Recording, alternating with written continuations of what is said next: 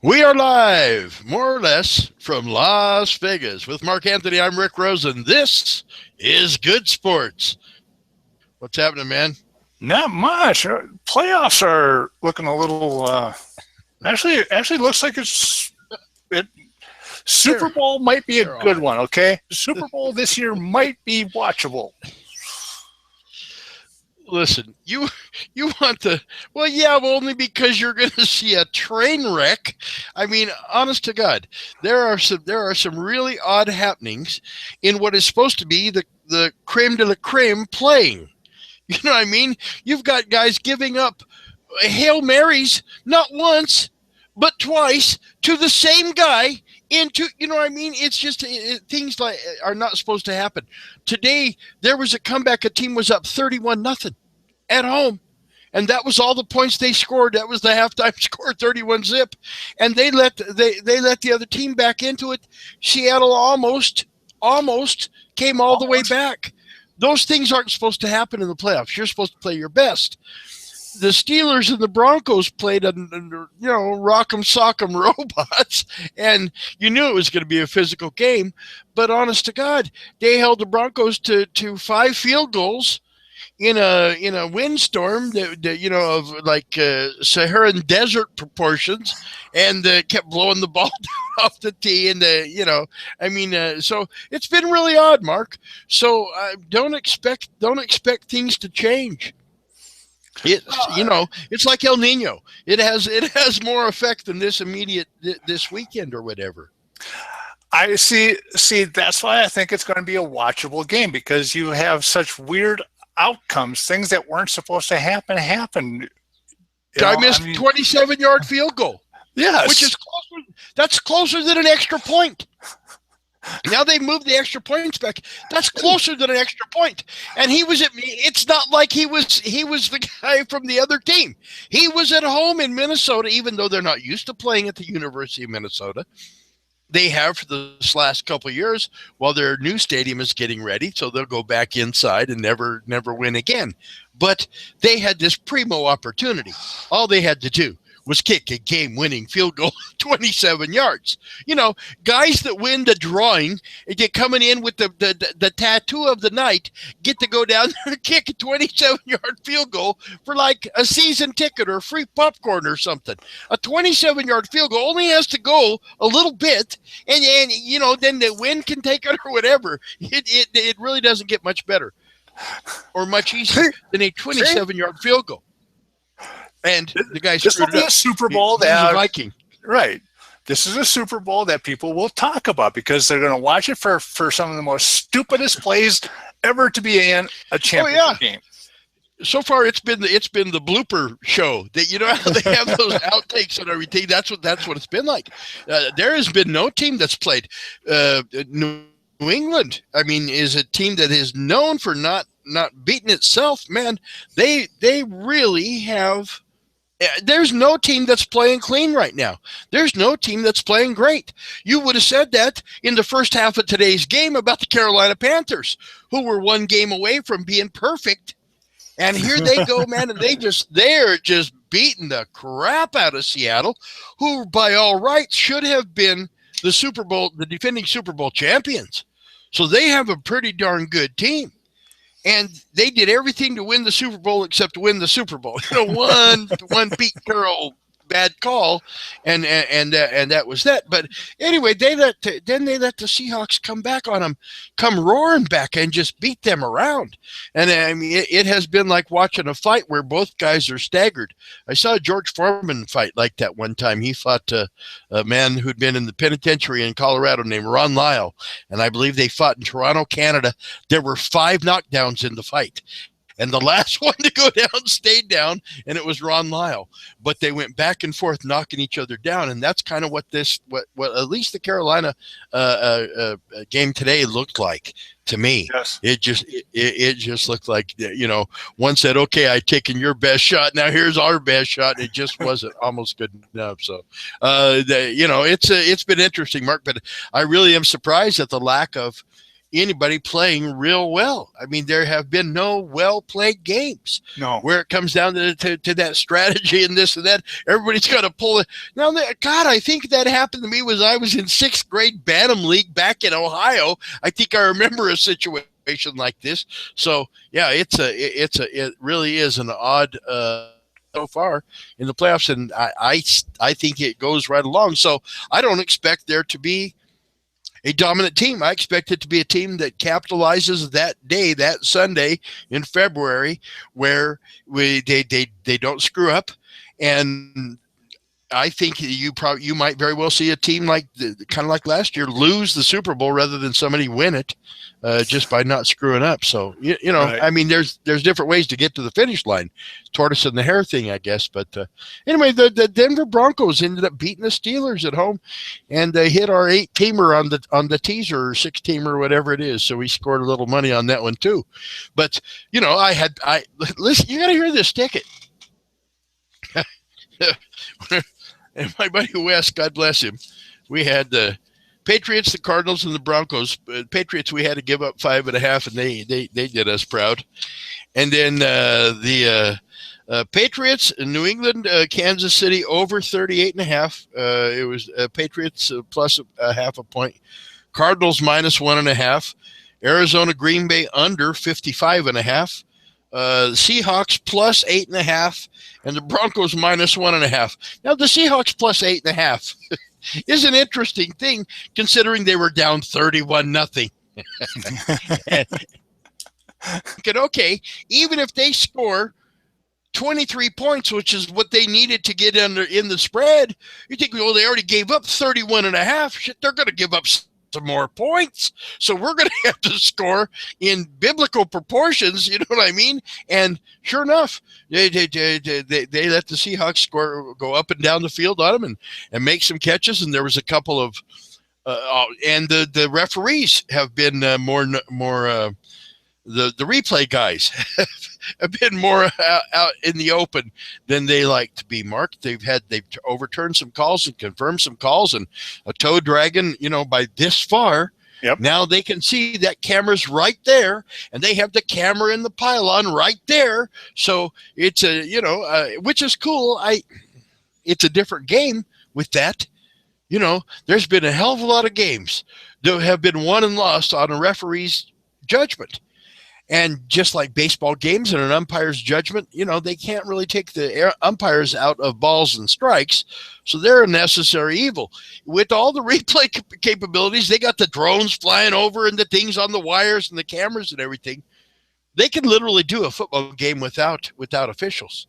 The problem there is they would have to have somebody look at all the different camera angles and everything, and they would catch a foul on every play, a penalty on every single play.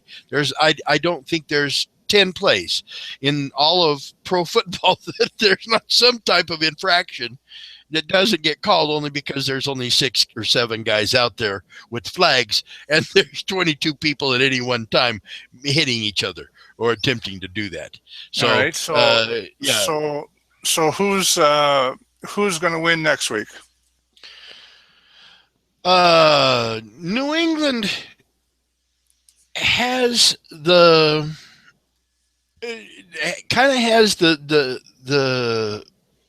look of a champion who just kind of comes through when it's time to cash the check. They're the first ones in line, and it's tough to go against New England.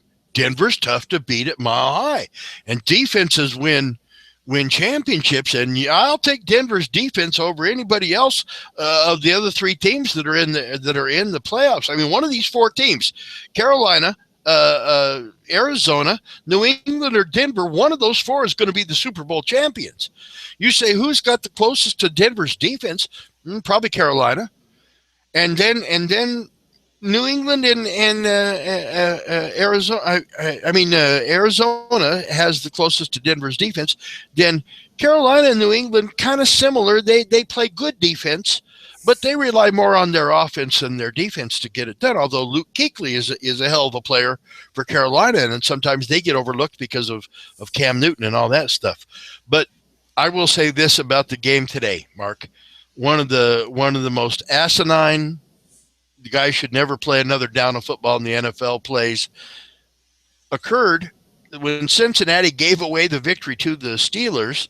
They gave the Steelers that victory and took this victory away from them, because if the Steelers had Antonio Brown today, as opposed to him being out with the concussion that jackass Vontez Burfict gave him unnecessarily, that not only hit the guy and hit him cheap, but get a penalty that gave the game to the Steelers.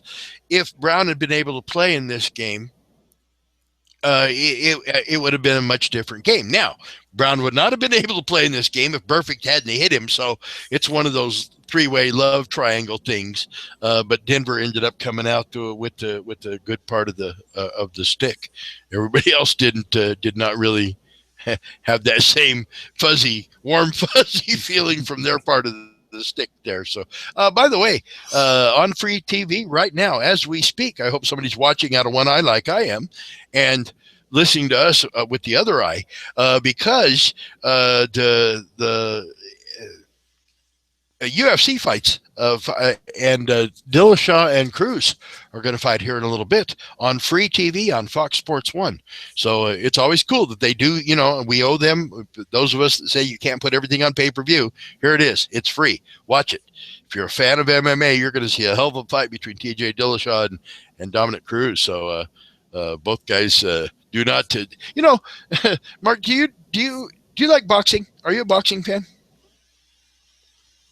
Yeah, I can watch it. MMA ruined me for boxing. Let's put it that way. Just like Pro Bowl riders did to rodeo. Okay. All right. Here's the thing, and I thought about this difference. People go to boxing hoping to see a fight, and they'll settle for boxing. But they hope they're going to see somebody really scrap. They hope they're going to see two guys. The fight that comes to mind is the fight that everybody says is one of the greatest fights of all time, and I happen to be there: Jose Luis Castillo and Diego Corrales, and neither one of them had reverse in their gearbox. So it was two guys that just went to battle. I mean, it really was as close as you could see to a primal "this is my cave, no it's not, I want it," that kind of battle right there in the middle of the ring. But for the most part, Floyd Mayweather is a boxer. He's not a fighter. So people, if you go to a Floyd Mayweather fight, you're going to see tremendous boxing. You're going to see boxing that may be some of the finest, if not the finest boxing ever to be displayed by one man. But you rarely see a fight in a Floyd Mayweather event. It's not much of a fight. It's a boxing exhibition that is second to none. But when you go to the MMA, you see fights. You go to see fights. And if there's boxing, it better not go very long, because people start booing and stuff. They don't go to MMA. They go there to see fights, and they don't settle for boxing. No. And so people that go to a boxing match hoping to see a fight will settle for boxing. And I think it really is the difference between a handshake and the round the world special. You know what I mean? It to me, it's just a much different thing. And it's cool that it's on that it is on regular TV. At least cable TV, Fox Sports, and UFC. You got to give them credit, Mark, and we both know that they're very proactive in the health and welfare of their fighters. When one of the best moves I've ever seen an organization make was when the UFC hired Mark Ratner to be the de facto commissioner of all the places that they go that they don't actually have a commissioner, and to have Mark Ratner in that capacity for them, that really shows they've taken the high road. They have their own damn commissioner. That's right. And Mark Ratner's Mark Ratner. He ain't changing for nobody or no money or no nothing. He is the ultimate professional when it comes that way. And so I think they have a tremendous thing going. But here again, wise enough to put it on. Every once in a while they throw it on free TV, and it's kind of like the drug dealers. They get you hooked, and then you buy the pay-per-view. Here's a sample, and people are like, "Oh my God, this is much better than Family Feud." Yeah. Okay. Back to the NFL. Let's squirrel. Okay. L.A. Right. Rams. What? They can't make up whether or not they want to be in St. Louis or. Come on. Every 20 years or so, they bomb on out. It's been a while. 94, I think it was. They had the Raiders and the Rams. The Raiders went back to Oakland, and the Rams went to St. Louis. And Los Angeles, our second largest city, had two franchises and no franchises. Now they're going to have two franchises again. They don't like odd numbers. And Oakland would go. They would give them three if they could figure it out. And there's probably enough people to support three teams in L.A. proper, but it doesn't make sense to me. So now here's where we're at. The Rams are definitely going. They're going to be the LA Rams again, and they're going to have this new state-of-the-art facility by the fact that everybody shops at Walmart, and the guy that owns the Rams is helping build his own stadium, and Stan Kroenke, and he owns the Avalanche and owned the Avalanche and the Denver Nuggets and the St. Louis somethings and soccer teams and all kinds of stuff. But anyhow, he's kind of like Donald Trump. He doesn't need everybody else's money. He's got his own. And so he's going to do it his way, and Los Angeles is going to make him that franchise there. Mark has the opportunity to be in this new stadium, in this state-of-the-art with new, the NFL is expanding. They want to go to Asia, and they want to go to Japan, and they play exhibition games.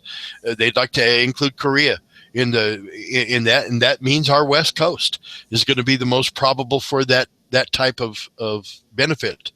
And so Kroenke moved from St. Louis, Middle America, where they didn't give him a stadium deal that was acceptable, and he took a chance to go back. Now, the Chargers moving up there. Okay, everybody kind of thought, oh, man, they're just wanting to play it as a card so they get a new stadium in San Diego. They're not going to really leave. And sure enough, off they went. So if the Chargers don't get this deal very, very quickly, within a week, quickly in San Diego to stay there, now those people, wow, they really meant it. They're going to go. If we don't give them a stadium, now they're going to go.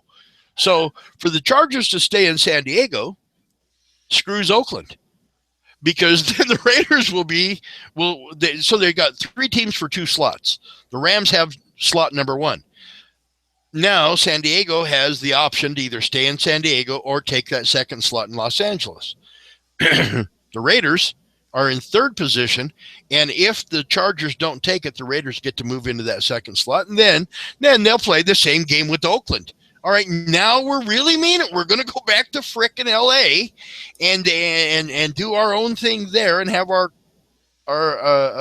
stadium in Carson. I think that's where they're planning on building a Mark.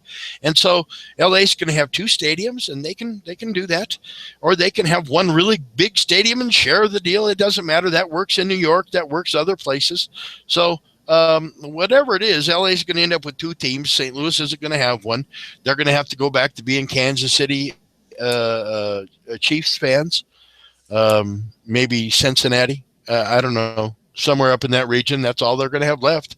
Or watch everything on TV, or go like we do here. Go sit at the frickin' bar with every game that's going on, and sit there and I mean, but if you're a fan of one, it's really funny, Mark. People that don't go to the games are such rabid fans, and you're like, why? You don't go to the game? You can watch somebody else that's really good. Some of you people are really big fans of terrible, crappy teams. So there have been, by the way, speaking of the NFL, there have been some changes, including Chip Kelly going to San Francisco may have very well turned around the plans to get rid of Colin Kaepernick, because he is exactly what Chip Kelly likes in a quarterback. He's got wings for legs, and Kaepernick may have found a second life, really, with the same team, not have to sell his place in Frisco and go hunting for a job just because of the coaching change. And they had 7 openings, and all of them are filled now. And a couple of assistants got to move up. The one that doesn't make sense to me is the New York Giants, who fired Tom Coughlin. Okay, if you fired Tom Coughlin, why would you promote his assistant? If you didn't like the system that he was running, well, okay, here's the guy he trained. That'll be better. I'm not certain that's going to work to any big benefit. I don't know what the guy can tell Eli. We wear the damn blue uniforms. Quit throwing it to the other guys. Introduce yourself. Look at the helmets. See, when you see that helmet, that's the guy you throw it to. I don't know what else there is to explain to him. And you don't have to throw it at their helmets like David Tyree doesn't have to catch it up here all the time. You can get him in the numbers. That's acceptable. But there's been quite a few coaching changes, Mark, and it's the good old boy thing. Guy quits here or gets run out here, and off he goes. And everybody thought Sean Payton was leaving, and then he got an extension. And there's hot commodities. And now, if a team has success, they lose their offensive coordinator or their defensive coordinator. By the way, did you see? I believe Wade Phillips, the defensive coordinator for the Broncos, is the son of the legendary Bum Phillips. And he's like my age or thereabouts. I know he's in his 60s. he got wiped out on the sideline. He got back up, man. He must be a tough SOB because he got hit hard and boom. I mean, he didn't just fall down. He got knocked down. So I'm glad he's okay. And Jim Simpson, Mark, has passed away, and I believe Jim was 88 years old. He was the guy that did announced the first ever Super Bowl before it was the Super Bowl, and a longtime announcer, and certainly a lot of people who are sports fans have listened or been entertained by Jim Simpson, and he was very, very good. You didn't realize he was on the broadcast, which made it that much better. He just knew how to broadcast and get the point across and the story. And so our thoughts and prayers to his family and friends. But man, he does have a lot of friends. Jim Simpson will be fondly remembered. So they don't make them like that anymore. Guys that have seen and done all that they made that transition when they were kids. They didn't have TV, and so they made that transition from radio to TV. And now it's easy to screw up and get away with it on radio. You can lie about what you're seeing. Ronald Reagan used to replay games. Speaking of people that lie, used to replay games. And when he was doing the radio, and they would make the crack of the bat, they would smack I forget what it was, like a twig on a chalkboard or something to make this sound like it was like a ball hitting a bat. And so, you can do that in radio. You can't do that on TV when the camera, just somewhat like what we're doing now. Right. I mean, this absolutely is televised. So I can lie and say, wow, you ought to see the big pink elephant over here. And okay, as long as I'm pointing over there, and it's just off camera, we're good. But if it's something right here, you can't get away with it. So, but the announcers of the olden days, we're still very, very lucky to have a guy like Vin Scully, who was there when Abner Doubleday did or didn't invent baseball almost, and Vin Scully is doing, I believe this will probably be his last season in L.A., but speaks highly of L.A. They had Chick Hearn, and they got Vin Scully. It's two of the most famous broadcasters ever, those two. So guy gets longevity if he takes the Rams job. Do we need to take a break, Mark? Not yet. Let's talk NASCAR and then break. How's that? All right. We are right around 40 days. How much? Wait. How many? We are within 40-something days, 42, 43, somewhere in there, I think, okay. Mark, from the Cup race coming here. That means we are within a month of the Daytona 500 and within 3 weeks of Speed Weeks at Daytona, which is always it's opening day. It's whatever anything else is, Daytona, whatever anybody else has is their biggest event. Of the Triple Crown, obviously, it's the Kentucky Derby. Football, it's the Super Bowl. To the Kentucky Derby? No, to Daytona. Oh, no. Only in my dreams, man. Only in my dreams. And I actually met somebody at CES who invited me down to Daytona. And I might take him up on his offer. So, I have to give him a kidney, but it might be worth it. When I was on my honeymoon, we were in Florida. Which one? Wait, which one? My last one, thank you. Oh, your last one. Oh, that's good. Okay, so it's recent memory. All right. The most recent one. Hasn't been taken yet. Yes. We were. Thank you. No, love you, buddy. Love you. We were driving. We were in southern Florida. We were driving northward, and we went through Daytona, and so we stopped. Okay, it's March. You know, we were having the races here, and it was kind of amazing because they have a big sign, kind of like we have the Welcome to Vegas sign. They got the big, Welcome to the Daytona Speedway, but it was almost the exact same thing. People were lining up to get their picture taken in front of the sign for Daytona Speedway. And it was so funny because I looked at my wife and went, "Don't we have something like this in Vegas?" Where people line up for, I mean, there's no race going on, there's nothing going on, but people are lining up to get their photo under the big Daytona sign. So it's the Mecca, Mark, and if memory serves me correctly, they had to pass some kind of ordinance because people were going down, and this is decades ago, and removing the dirt, the beach from Daytona Beach where they raced when it really was Daytona Beach, and they raced right along the edge of the ocean and then came back up in the parking lot and back around. Yes, that people were removing the dirt simply because it was the beach where they had raced, and it has been hallowed ground for quite a while. And I don't know that will ever change. Daytona will always be Daytona. Yeah. And when Indianapolis let NASCAR race there, which they never really wanted to do, and they just kind of gave in to the popularity of NASCAR after they'd screwed up their deal. Now it's it's I don't know. Obviously, for open wheel racers, there's Indy, and then there's everything else. For NASCAR now, it doesn't. Indianapolis does not even equal what Daytona is. No. Even though it's as hallowed racing ground as there is, it just does not mean the exact same thing as Daytona does. It's close, but it's not the same. If you told the guy, which do you want to win, the Brickyard 400 or the Daytona 500, I don't believe any of them would say anything other than, if the guy's already won one, then he would say the other. But other than that, if somebody has you say you get to win one of the two, I don't think anybody would get in that Brickyard 400 line. So yeah, Daytona's cool. Tony Stewart, man, Tony Stewart. What the heck was up with him? I will say this: the guy he went into the stands after is an off-duty cop.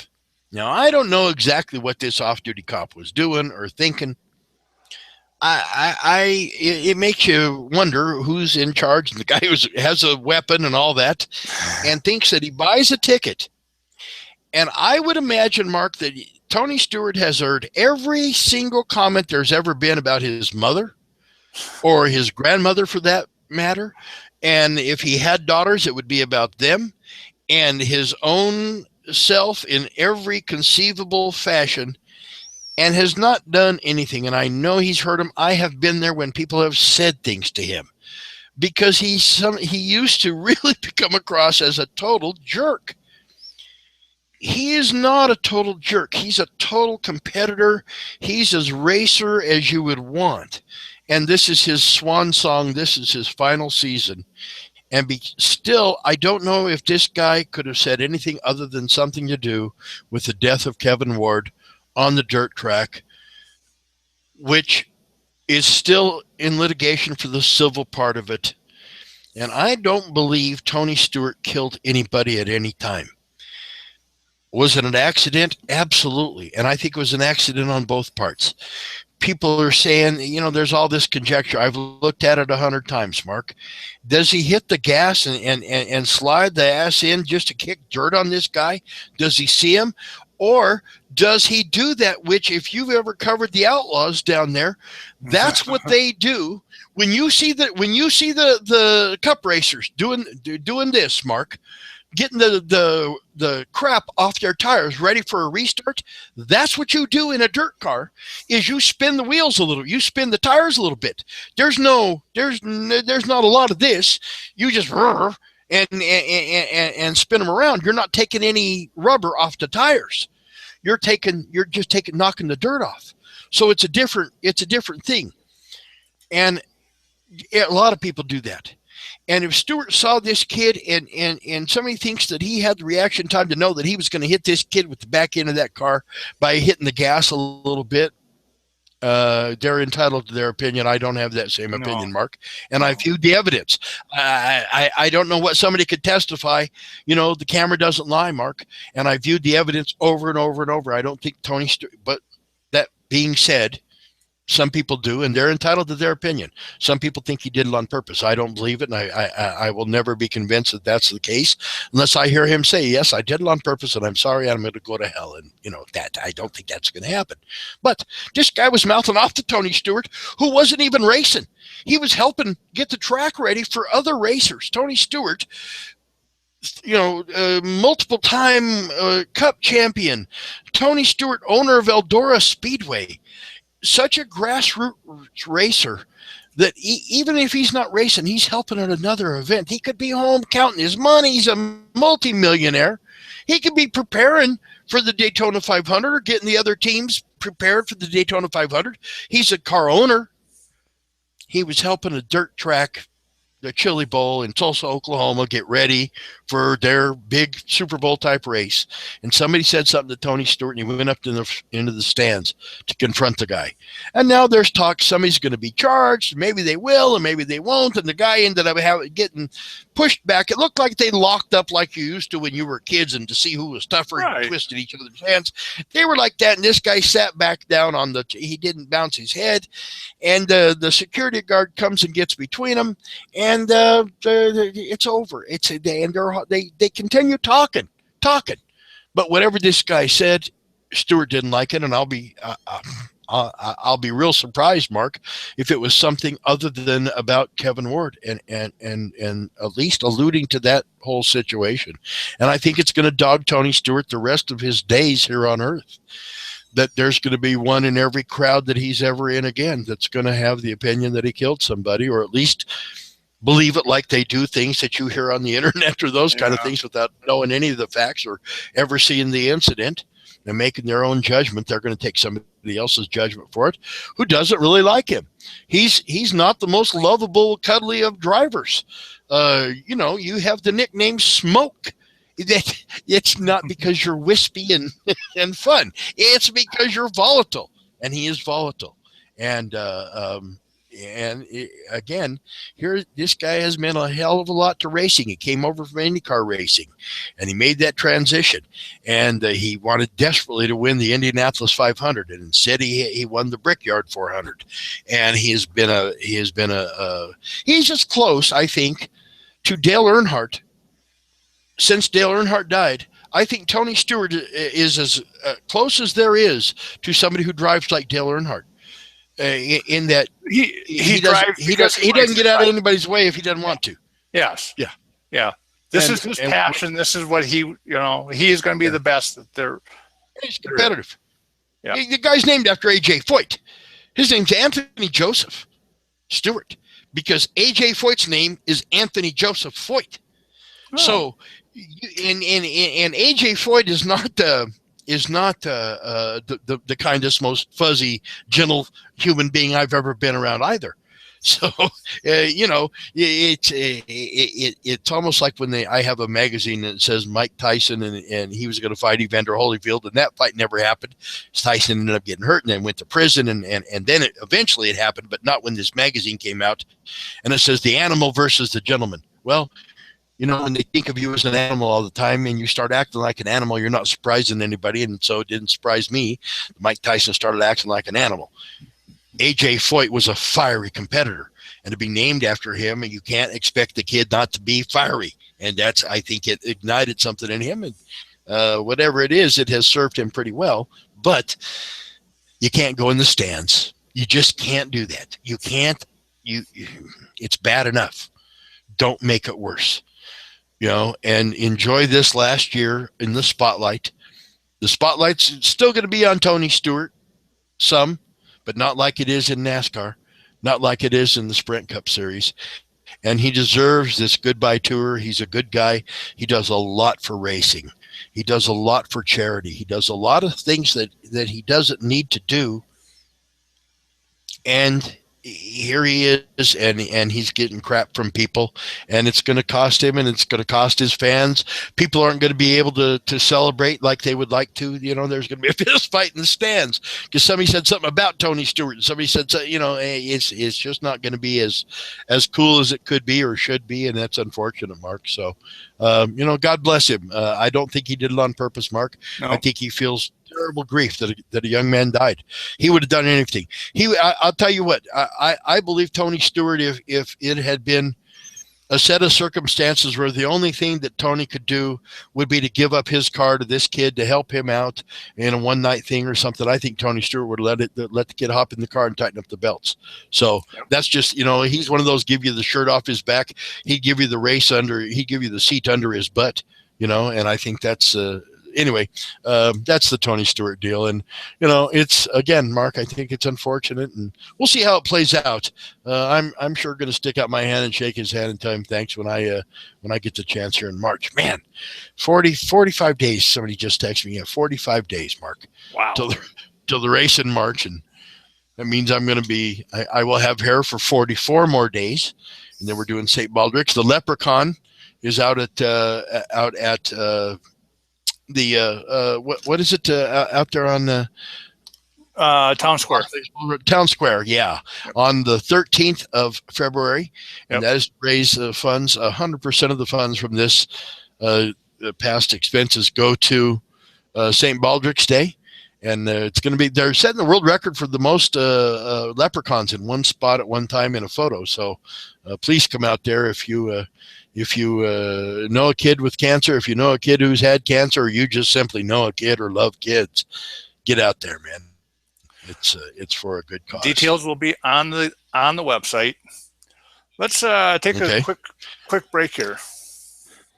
All right. I understand we're going to have a phone caller, so we will be right back. You are listening to Good Sports. I'm Rick Rosen with Mark Anthony. We will be right back.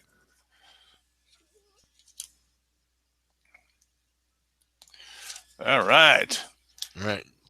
Tell me when you want me to come back. Let's do it.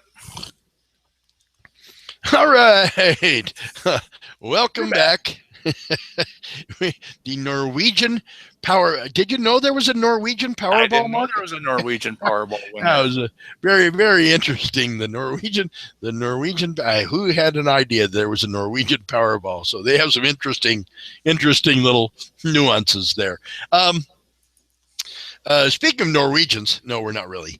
The Pistons have retired Ben Wallace's number. As a basketball player, Ben Wallace was big. When you retire somebody's number, it's because they were so outstanding, not just standing. I mean, Ben Wallace was a serviceable player. He was a good player. But that team was all about team, and I can't imagine why the Detroit Pistons, unless they just had an excess of numbers and said, it's difficult for the referee to hold up four fingers, so we're going to retire Ben Wallace's number.